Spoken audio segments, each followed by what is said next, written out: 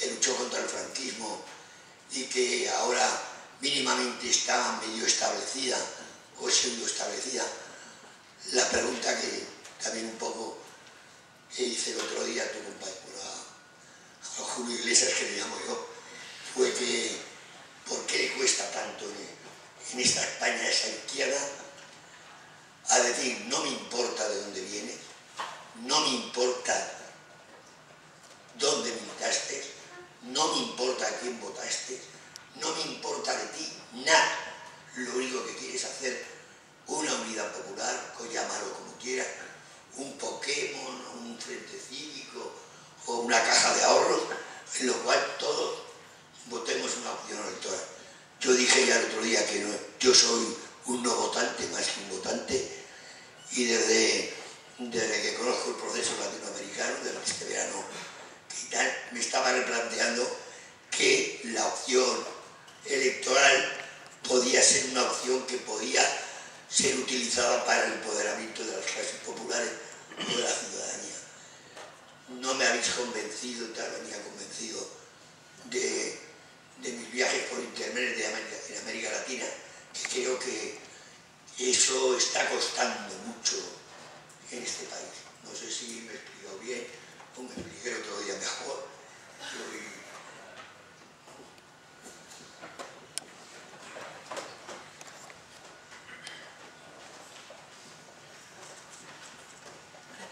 Buenas tardes.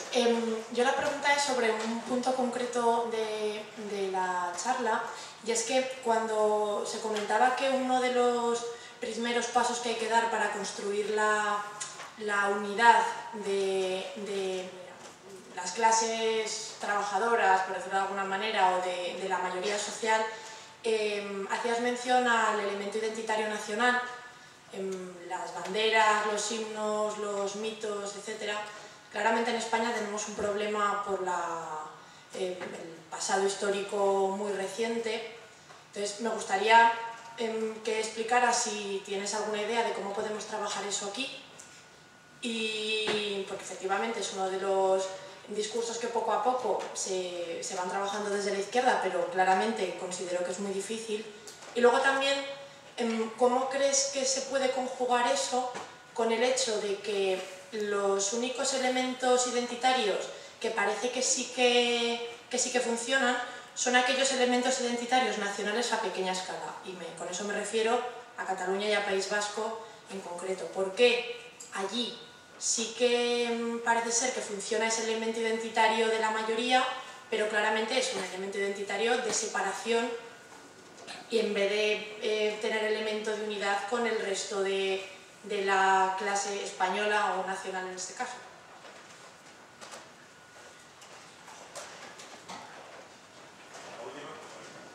Buenas tardes.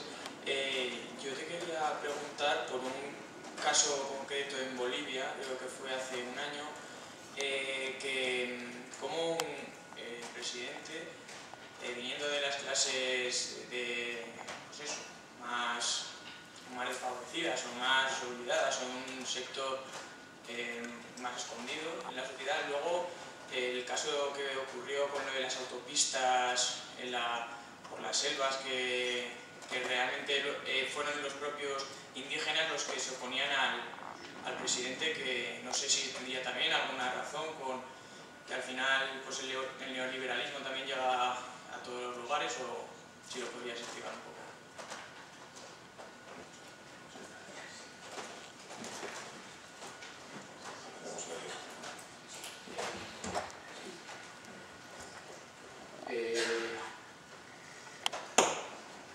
Bueno, la pregunta de millón.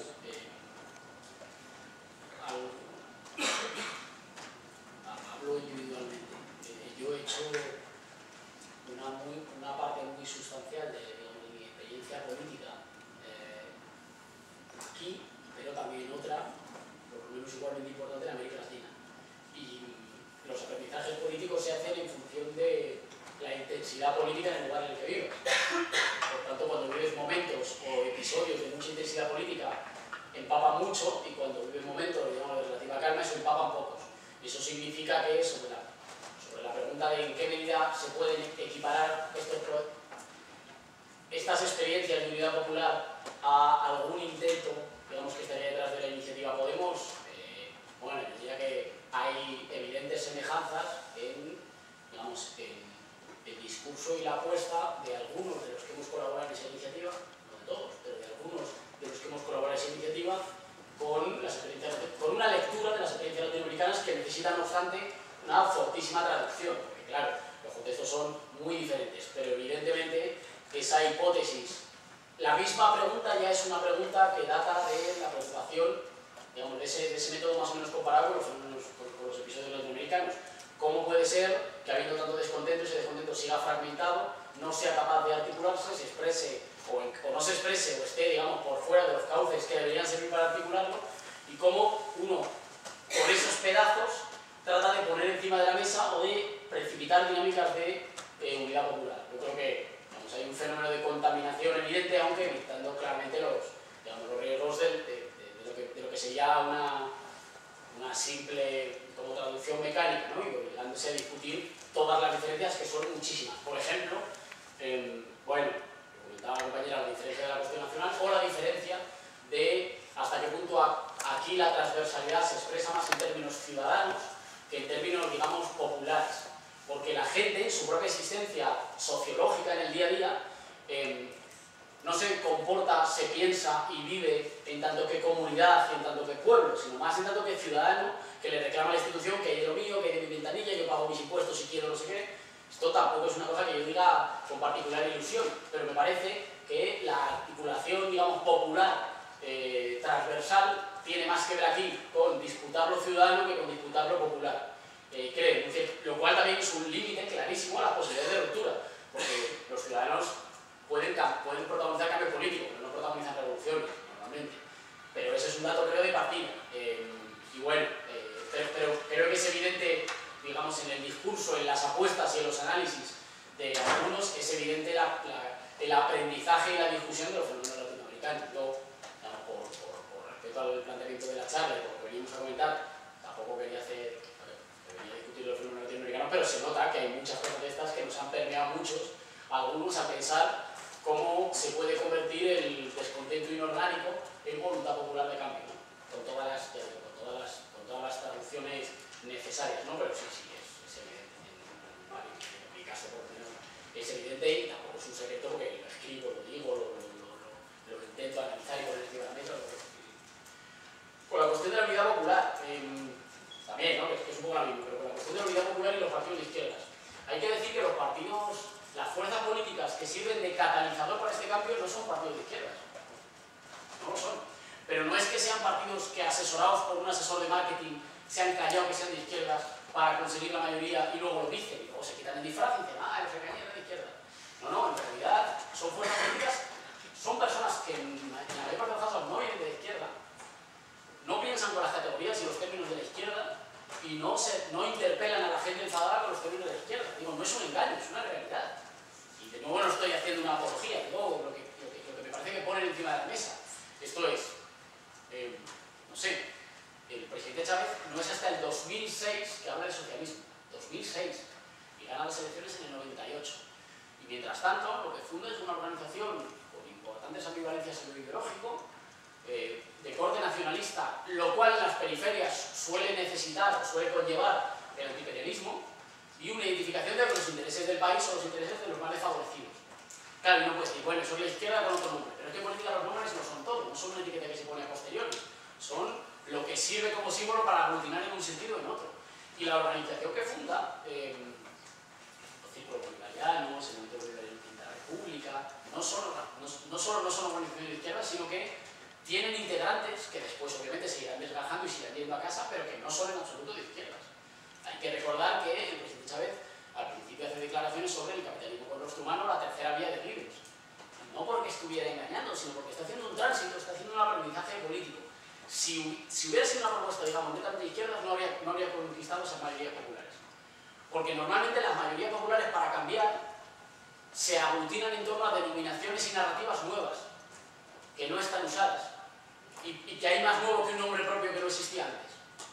Digo, como en este caso el nombre propio de Chávez. Y Correa tampoco venía de organizaciones de la izquierda, ni en su aprendizaje político, ni la organización Alianza País. Después sí, después se va transformando, pero que Digamos, lo que ponen en marcha son procesos de unidad popular, y es importante no confundir las dos cosas. No son procesos de unidad de la izquierda, son procesos de unidad del conjunto de las gentes desfavorecidas para recuperar el país y recuperar la soberanía. Y uno dice, bueno, eso concuerda con lo que es la voluntad de la izquierda tradicional, con lo que es el ADN de la izquierda. Bueno, pues es posible y es legítimo pensar así, pero izquierda es una metáfora. O sea, acordémonos que izquierda es una cosa que proviene de donde se sientan en la Asamblea Nacional Francesa unos diputados y no otros. No, ya sé que lo sabemos, pero digo que ponerlo encima de la mesa significa recordar que izquierda es una metáfora. Era una forma con la que le denominábamos a las gentes que estaban por más libertad y más igualdad para los de abajo. Pero uno no es fiel a las metáforas, es fiel a lo que expresaba. Digo, yo no tengo ninguna lealtad con la metáfora, tengo lealtad con lo que expresaba. Y lo que expresaba era un proyecto de empoderamiento para las gentes del común, para las gentes de abajo. Y por tanto, no siempre unidad popular y unidad de las izquierdas coinciden. Yo creo que quizá ese ha sido un error histórico como de las fuerzas de izquierda, que es fundamental aglutinar al Frente Popular de Judea con el Frente Judaico Popular. Y hay que hacer que firmen juntos un cartel que tenga 75.000 organizaciones firmantes. Y luego hay 100 firmantes, 1.000 personas en la mano. Digo, la unidad fundamental es la unidad con el conjunto de la gente que lo está pasando mal, con el conjunto de las personas desposeídas de la capacidad de decidir su vida. Y hay que hacerlo también apelándoles según el lenguaje que utilicen. Y a veces los caminos de la unidad de las organizaciones de la izquierda y los caminos de la unidad popular no siempre coinciden. A veces sí, está bien que coincidan, pero a veces no. Y hay un problema cuando uno tiene organizaciones de izquierdas dedicadas a organizar, digamos, el descontento popular y empoderarlo, y sin embargo el descontento popular está fuera o está en casa. Digo, ¿habría surgido el 15M si hubiéramos tenido organizaciones de izquierdas y populares con capacidad de vehicular eso? Pues no habría surgido. Y uno no basta con enfadarse y decir, no, para esto que moviendo las manitas se creen que no sé qué. No, digo, esa especie de crítica aristocrática de la izquierda, de todos son tontos menos yo, porque es que nadie me escucha. Bueno, si nadie te escucha, el problema es tuyo.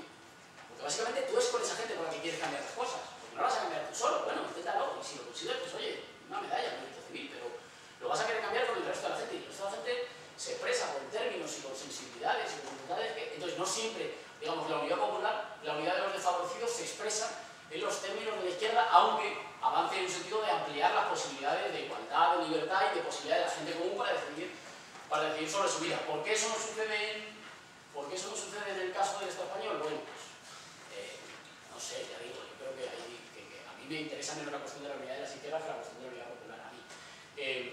¿Y por qué no sucede? Yo creo que hay demasiada voluntad, digamos, demasiados años también mirándose el ombligo, mirándonos, que yo llevo esto de los 14 y o sea, que mirándonos el ombligo. Yo creo que hay muchos años con eso y yo no sé si hay una conciencia de que el tiempo en el que nos movemos no es un tiempo eterno, es un tiempo muy limitado.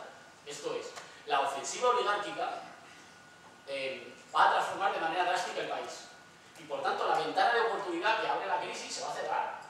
Pero se va a cerrar en dos sentidos. Se va a cerrar en un sentido porque puede continuar el empobrecimiento y el subdesarrollo del país y que, sin embargo, el sistema de partidos del régimen del 78 se reoxigene.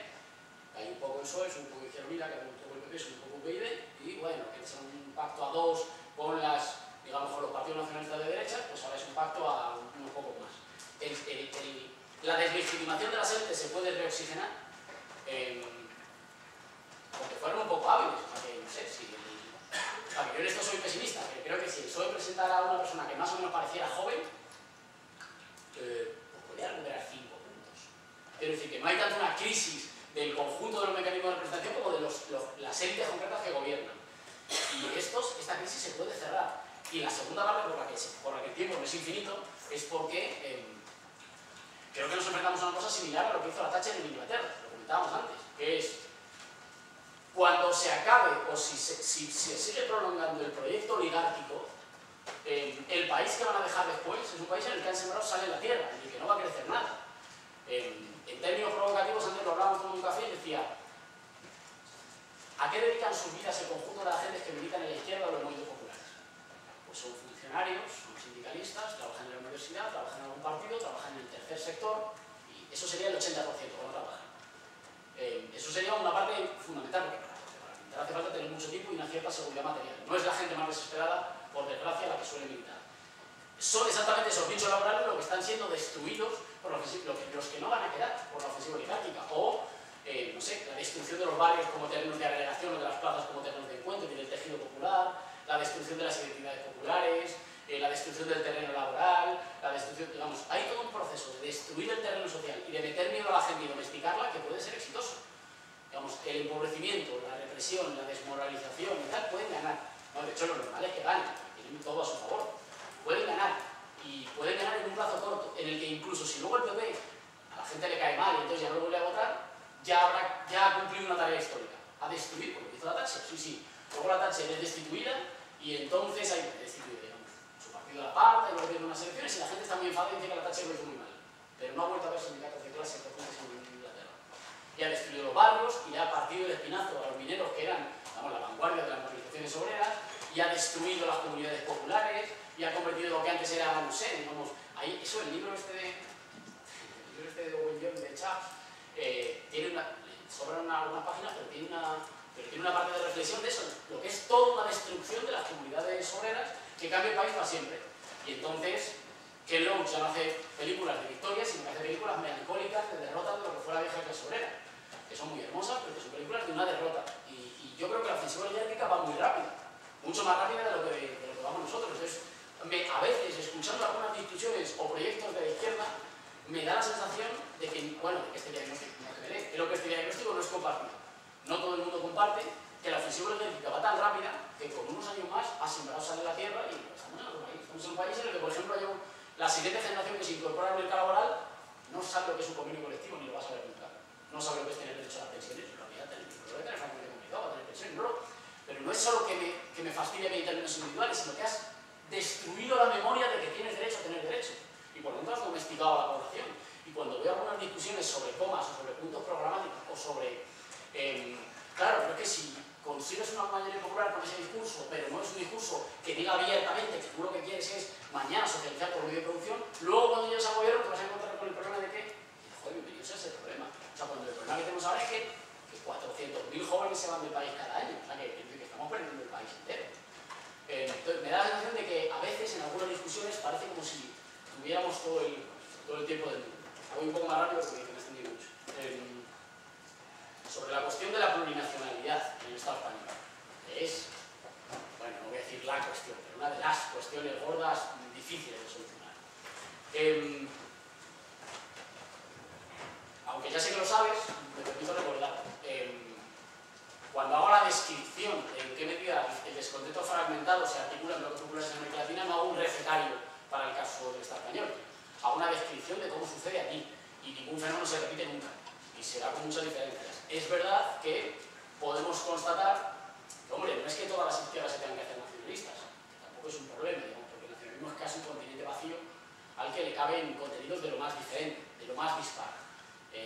Pero no digo que todas las izquierdas se tengan que hacer nacionalistas, pero sí que ninguna izquierda o proyecto, digamos, de transformación en un sitio de avance popular ha logrado nunca ganar con la idea de nación jugando en su contra. Eso no ha pasado nunca. Digo, no sé, eso, Syriza no es una fuerza abiertamente, digamos, nacionalista, pero claramente la identificación griega nadie le puede decir que es antigriega. La identificación griega no funciona en su contra. Eso no es mala cosa, porque efectivamente la identidad nacional española existe, existe. Que existe en torno a cosas banales, pues claro, en cuestiones institucionales, en las cosas más despolitizadas, en los gestos que se viven como menos ideológicos. No, yo no me gusta de España, pero yo soy español, eso es natural. Bueno, eso es una identidad fortísima, que es una identidad que es tanto más fuerte cuando que funciona como una identidad de casi todos menos una parte. Una identidad que funciona a la contra de una parte de la izquierda que se reclama de la ruptura en la transición pactada con el franquismo y no del pacto del 78, y de las izquierdas nacionales periféricas. Pero vaya si funciona, y es una... Bueno, supongo que, en fin, no me quiero poner frío, porque lo habré vivido. O sea, a mí me gusta el fútbol y qué drama tiene jugando ese mundial. Porque obviamente, pues la selección española es la selección de los jugadores que te sabes sus nombres. Entonces, puedes hacer esta cosa de no, que hacemos siempre lo mejor, no, que voy juega contra Chechenia, que voy con Chechenia. Pero en realidad, están viendo a los jugadores que, pues, en un cierto sentido, una izquierda que no se puede identificar con su selección ni con ninguna otra, porque tú puedes decir, bueno, no me identifico con esa porque la mía sería la denominación que es. Pero esa anacionalidad es una cosa muy compleja. Con eso diría dos cosas. Diría, por una parte, el dato de la plurinacionalidad del Estado español no es una cosa que se elija, eso está ahí. Va bien o va mal, a uno le gusta más, a otro menos, pero eso creo que está. Y cualquier apuesta política que no cuente con que te mueves en un terreno plurinacional está condenada a tener muchas dificultades, precisamente en los territorios donde hay más cultura posible para la izquierda. Y por tanto ese es un dato del que hay que partir. No obstante, la plurinacionalidad te obliga a ver si no me lo hago muy abstracto, a aumentar la heterogeneidad al interior del bloque popular, pero no te impide, de momento, para todos los pasos que hay que dar, ir fraguando una suerte de bloque popular. ¿En qué sentido? Pues en dos. En el sentido de la mayor amenaza para la soberanía popular hoy en día es la troika y la dictadura de la deuda, y esa es una amenaza que se cierne sobre todos los pueblos del sur de Europa, con independencia de su identificación nacional, y ese es un candado que tenemos que hacer saltar juntos, y el otro candado que hay que hacer saltar juntos es el del régimen del 78, y el de una constitución pactada para que no se pueda abrir y pactada con la dictadura y con las oligarquías de la dictadura. Acto seguido, digamos, una vez abierto el candado del 78, uno puede avanzar en un sentido en el que digas, todo se puede volver a discutir sin más tutela que la de la voluntad ciudadana. Y todo es todo. Vamos, todo es la organización de la economía, la organización territorial del Estado, la organización, todo es todo. Ahora, dicho lo cual, yo con las identificaciones nacionales soy laico. Y que sea laico significa que, como he dicho antes, para mí las metáforas funcionan en función de lo que representan. Esto es, yo no tengo preferencias a priori más allá de las que puedan funcionar para un agrupamiento popular contra los que hoy nos gobiernan, contra la gente de arriba. Por tanto, mi preferencia en un sentido y en otro depende en cada territorio y en cada contexto, y esto es ya muy personal, en cada territorio y cada contexto, de lo que sí, de qué es más fácil, inventar símbolos nuevos o resignificarlos. Esto es una discusión mucho más larga que no quiero abrir aquí. Pero que yo en ese sentido soy muy laico. Digo, sí, lo vengo de esa generación y de ese ADN político y familiar y no sé qué, para quienes la bandera roja igualdad pues nos produce algo similar a la urticaria. Pero he visto resignificar cosas peores. Esto no estoy diciendo, quiero decir, ¿no? Seguramente me moriré y no seré capaz de... Sí, vale. Pero en ese sentido mi orientación es fundamentalmente laica. Es decir, creo que lo que hay que hacer es disputar las narrativas amplias de identificación nacional para los sectores populares. Y el análisis ahí no tiene que ser me parece, tanto un análisis de deseos como un análisis de lo que funcione mejor. Pero en todo caso, en la fase que estamos ahora, me parece que hay, de momento, pasos para dar en los que uno puede imaginarse, sé que es muy complicado, uno puede imaginarse una suerte de articulación plurinacional popular, en la que con el máximo respeto a las identificaciones nacionales en cada territorio para aquel que las tenga, se puede ir construyendo un bloque popular que quiera recuperar la soberanía popular para el conjunto de la gente que vive en el territorio del Estado español y acto seguido que hagan con esa soberanía popular lo que quieran. Allí donde quieran federarse, confederarse, huirse, que lo hagan y allí donde quieran. Pero es un tema muy complejo porque como es un tema de emociones, no se soluciona, digamos, con propuestas teóricas. Se soluciona también con una cosa de piel, y esas cosas son más difíciles siempre de discutir, ¿no? O sea que soy consciente de que es muy complejo. Y con la última cuestión, con la cuestión de Evo Morales y del gobierno del MAS y de la carretera que atravesaba el Parque Nacional Isidoro Secure, el Tigris, en una parte de la Amazonía boliviana. Era un proyecto, está en construcción, creo que es un proyecto de carretera que conecta una parte del país donde no hay prácticamente soberanía estatal, donde el Estado no llega. Que el Estado no llegue no significa que la gente viva en comunas, significa, por ejemplo, que mandan los hacendados, los terratenientes, porque no llega el Estado. Entonces, por ejemplo, como no llega el Estado, no llega la reforma agraria, porque el señorito te dice, bueno, eso pasaba, el señorito te dice, el inspector del Instituto Nacional para la Reforma Agraria no entra en esa hacienda. No, pero yo traigo una carta firmada de la paz. El sitio se tardan 3 semanas en llegar. Bueno, nada, vuélvete a la paz y que no te dejo entrar. Lo que quiero vuelves. Quiero decir que era una cartera que conectaba un terreno donde no hay soberanía estatal y un terreno donde también la gente para vender, por ejemplo, sus productos en el mercado, tiene que tardar el doble, el triple de tiempo porque no hay caminos, no hay carreteras. ¿Hubo oposición indígena a ese proyecto? Una parte de oposición indígena.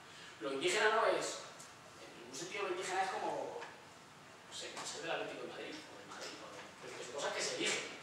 Es decir, que uno no nace indígena, el indígena no es monolítico, no todos los indígenas piensan lo mismo sobre cualquier cosa y tampoco todos quieren estar congelados en el pasado como una especie de, no sé, atribución de la reserva moral del mundo. Bueno, nosotros occidentales nos hemos corrompido, pero tú quédate ahí que los indígenas, sus reivindicaciones fundamentales, no sé, pasan por tener luz, teléfonos móviles, discotecas, no sé, luego como una provocadora, pero quiero decir que la adscripción étnica indígena no te predispone a estar a favor de unas cosas o a favor de otras. Los indígenas discuten entre sí también, con el resto de la gente, porque es una identificación. Así que había una parte de las comunidades indígenas que estaban en contra de la carretera, fundamentalmente las de origen amazónico, que vivían en el territorio del Parque Nacional, y una parte de las comunidades indígenas de origen andino, que se habían instalado en esa parte de la Amazonía, pero de origen andino, que estaban a favor de la construcción de la carretera, de una carretera de los carriles, que no era un poco el AVE.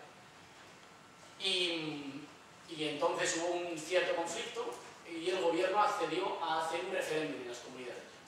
Es decir, a que la obra dependiera del resultado agregado de la voluntad de las comunidades indígenas. Y el resultado agregado fue que ganaron los que eran partidarios de tener carretera. Porque aunque eran indígenas, pues también querían, no sé, vender sus productos o tardar menos en llegar al hospital por si se ponían malos. No estoy ridiculizando las otras posturas porque también tienen claramente sus posiciones.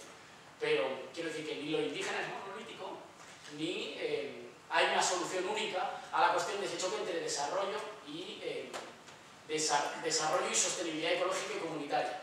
Y por supuesto, esa solución no puede venir de la mano o hay que tener cuidado al traducirla cuando se traduce desde gentes que estamos acostumbradas a, es verdad que la destrucción ecológica, pero también una parte de la comunidad que da el desarrollo de las infraestructuras. Esto es, que yo sé, yo me he venido aquí en AVE y que es elitista, destruye el territorio, representa las grandes ciudades contra el medio rural y no sé qué, y además lo estamos pagando todos y no... Pero me permite, no sé, dormir hoy en casa.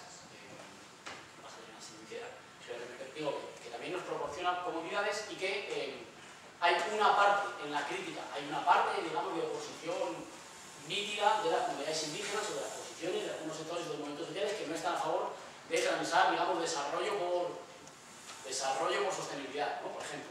Pero hay también una parte de, no sé, militante europeo de una ONG o activista europeo de una ONG que vive permanentemente cogiéndose aviones, pero que cuando llega a un país del sur le dice, no, a ti te toca ser reserva del mundo y a ti te toca no hacer lo que nosotros hemos hecho. Y ahí es complicado, hay una discusión grande con respecto a eso.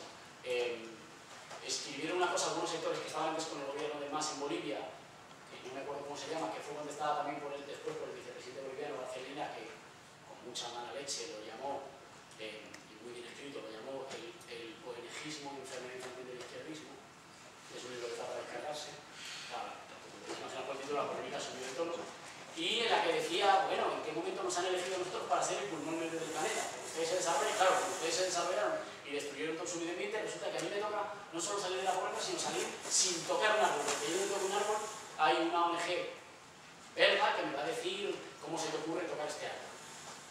El conflicto está servido y, como digo, no tiene una posición ética nítida. Que uno diga, no, o esto, bueno, me parece a mí. Que uno diga o esto o esto. En cada momento es una cuestión muy compleja, pero a veces me parece que le pedimos a los gobiernos populares latinoamericanos sacar matrícula de honor en todo, y en todo además a la vez. Y no siempre se puede. Cuando uno además tiene pocas horas para estudiar, pues tiene que elegir en qué saca matrícula. Y en todo caso me parece un síntoma de salud democrática que el futuro de la carrera dependiera del resultado, lo que nos gustaría aquí, dependiera de un referéndum entre las comunidades. Pero es una discusión siempre abierta y que tenemos muchas dificultades para tener, porque todo lo que nos llega, salvo que no tenga mucho tiempo para echarle, es la noticia del país, que nunca cuenta nada de lo que sucede en Bolivia, pero si hay 3 personas que se han quejado de algo, ahí es toda una reportera del país que te va a contar que, claro, quiero decir que, bueno, que tiene su derecho a hacerlo, porque tenemos que ser capaces de pasarlo por un cierto filtro. Ciertamente hubo un conflicto, pero no sé, como el conflicto como en Ecuador con el Yasuní, que tiene, digo, con la explotación petrolífera en una parte de un parque natural, en 1 por 1000 del territorio del parque natural, que no sé, que había una clara doble vara de medir, o sea que la concentración en Quito fue de 30 personas y tuvo una cobertura, que seguramente se merece que tenga cobertura, pero tuvo una cobertura que jamás recibió una concentración en, no sé, Zaragoza de 30 personas. Y esto nos da también una idea de en qué relaciones de poder complejas se mueve eso, ¿no? Pero ciertamente es una tensión que hay que discutir en cada caso, ¿no? y que es complicada. Hay tiempo para una o dos preguntas más, no sé si alguien quiere participar.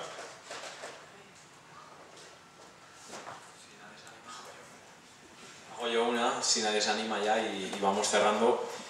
¿Tú crees, Íñigo, que la izquierda española, por lo menos estos partidos de izquierda española, van a ser capaces de cabalgar contradicciones, que le gusta decir mucho a Pablo Iglesias, ¿no?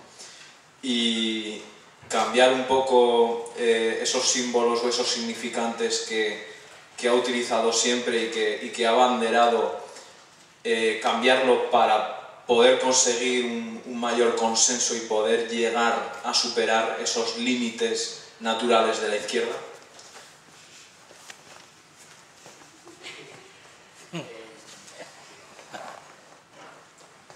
No lo sé. Es posible. En todo caso hay personas diferentes y sensibilidades diferentes. Entre algunos sectores es posible. Creo que entre otros sectores hay un miedo, que también puede ser legítimo, a que las palabras son marcadores de certeza. Así que si abandonas ciertas palabras o transformas ciertas palabras, es como que estuvieras vendiendo tus principios. Y por tanto, la discusión se afronta como una discusión de cuánto pragmatismo, cuánto puedes renunciar a tus principios para llegar a determinado fin. Ese planteamiento es un planteamiento profundamente erróneo. Porque, me parece a mí, porque no asume que, ya digo, que las palabras no tienen un significado, tienen significado según las luchas de sentido que operan sobre ellas.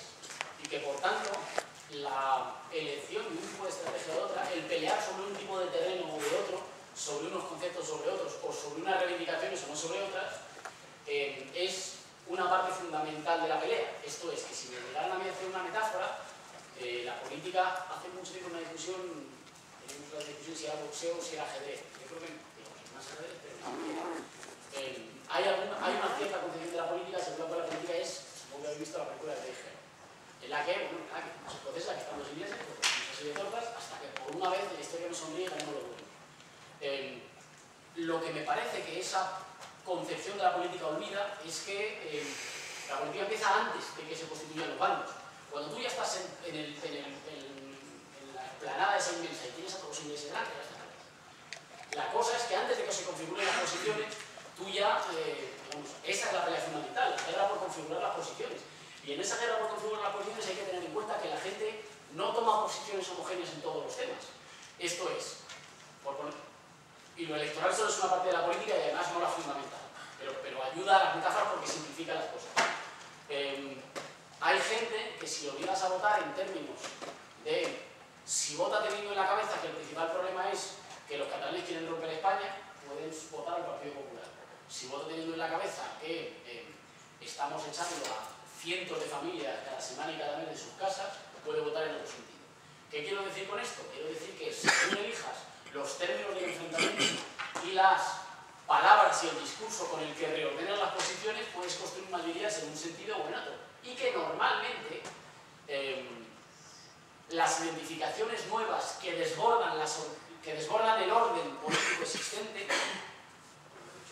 son nuevas. Es decir, apelan a palabras y símbolos y formas de agrupar que tienen siempre un pie en el sentido común existente, en el real, no en el que nos gustaría, en el que tiene la gente, que se expresa con un pie en el sentido común de la gente corriente, digo, de los que no pierden los viernes en reuniones de 5 horas, y otro pie en la posibilidad de extraer de ahí lo que Gramsci llamaba los núcleos de buen sentido. Es decir, dentro del sentido común existente no es un bloque homogéneo, hay siempre contradicciones y pequeños núcleos de los que se puede tirar y de los que uno puede ir estirando en un sentido potencialmente rupturista. Hay otros que no. Pero se trata de hacer una investigación y trabajo cultural fino para, en los consensos que hoy existen, ubicarse en ellos, pero a la vez estirarlos en un sentido rupturista y transformador. Para eso creo que hay algunas certezas que son muy tranquilizadoras moralmente, pero de poco que han demostrado hasta ahora poca utilidad en la articulación del descontento popular, en un sentido de superación democrática, popular, y no tengo por qué decirlo, y en un sentido socialista. Pero para eso creo que hay que acercarse de forma más laica a la política, entendiendo que lo que se dice no es solo una cosa que puede ser más falsa o más verdadera, sino que, aquí ya no estoy poniendo un abstracto, pero que reconfigura lo que es. Digamos, que el discurso no es una expresión posterior a la realidad, sino que construye realidad, y que por tanto hay que ser un poco más audaz, entendiendo que, ya digo, que los términos son metáforas, y que Bolívar sí o Bolívar no. Por sacarlo de aquí y poner una discusión, pues no lo sé, me da igual. Bueno, ya que sí, pero lo fundamental es, ¿esto a qué ha servido? ¿A qué tipo de fines sirve? ¿Está sirviendo para expropiar capacidades, para agrupar a la gente común, para expropiar a esa minoría que nos gobierna y que nos desposee? ¿O está sirviendo para lo contrario, para fragmentar y dividir a la gente y para construir consenso en torno a los sectores dominantes? Si sirve para lo segundo, me parece que está mal. Si sirve para lo primero, y que ahí las batallas por el lenguaje no son una batalla de principios morales, son una batalla de capacidad de articulación en un sitio y en otro, lo cual no significa que uno renuncie en absoluto a la ética. Pero la lógica de la política y la lógica de la ética van por caminos diferentes, y es uno, como militante, el que tiene que elegir siempre articularlas, darlas la mano, tender manos, y decir, no, yo hago esto porque estoy comprometido con esto, yo por aquí no paso. Pero no son la misma lógica. Esto, digo, pasa con Maquiavelo, o sea, que desde Maquiavelo está claro. La lógica de la moral y la de la política son dos cosas diferentes. Y uno tiene que tener moral, porque si no, no es un ciudadano y es una rata, no tiene que tener moral. Pero tiene que comprometer la moral en pequeñas políticas en las que no gana quien tiene razón moral en abstracto, sino quien es capaz de poner encima de la mesa maniobras que aglutinan más consenso en torno a sí que en torno al adversario. Y ahí llevamos, digamos, unos cuantos puntos de desventaja.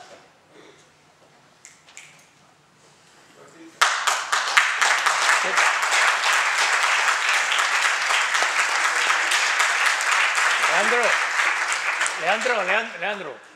No, ya levanto la voz. Has dicho muchas veces que hay que, bueno, que Chávez era un militar, Diego Correa era un economista, etcétera, etcétera, y los que han liderado esos procesos no eran exagentes de la izquierda. ¿Por qué el que está a la cabeza de Podemos, cabeza visible tal vez, es un... Porque no había mucho para decir, porque no es el mismo proceso. Básicamente ya. Quiero decir, el caso de Ecuador sí que es un caso de un tipo que viene de la universidad y que expresa más un liderazgo, digamos, de origen meritocrático, y esto no es necesariamente progresista, al revés, digamos que es una cosa de la partidocracia es corrupta y es tonta, y sin embargo está Correa, que sabe gobernar bien porque ha estudiado fuera y porque es un liderazgo de origen menos popular. Seguramente tiene que ver con que Correa, cuando gana en el reflujo, ganan las elecciones en el reflujo de la movilización popular, no en el auge. No es que primero se construye la fuerza de abajo y luego llega arriba, es que en el proceso de disputar arriba se producen articulaciones nuevas. Pero cada sociedad es distinta y en cada proceso se dan los pasos con los materiales disponibles. Si a mí me dan a elegir, yo prefiero un modelo en el que para la articulación popular haya más base comunitaria y tejido popular que liderados. Yo lo prefiero, digamos, como preferencia ética. Lo que pasa es que vivo donde vivo. Y vivo donde vivo, donde el tejido popular y el tejido social y el conjunto de los núcleos que agrupan y que movilizan a la gente que protesta se ha mostrado sensiblemente incapaz de construir una alternativa de poder, sensiblemente incapaz, lo digo participando de él, porque no lo digo como una cosa que me satisfaga, que a veces lo digo con ímpetu y parece como que me alegro. Yo preferiría lo otro. Es como, hace poco alguien me preguntaba, no, me decía, yo es que prefiero, para ese modelo, yo prefiero el modelo de las Q en Cataluña y en los países catalanes. Y yo, bueno, pues sí, pero eso me resolvería la papeleta si yo estuviera en otro lado. Quiero decir, pero que uno, bueno, ya sé que no lo dices tú, pero que, claro, pues sí, pero que uno no elige cromo, pero que las cosas, digamos, que en un cierto sentido se hace la guerra con las tropas que se tienen. Es la respuesta más honesta que puedo dar. Una pregunta más. Mira aquí.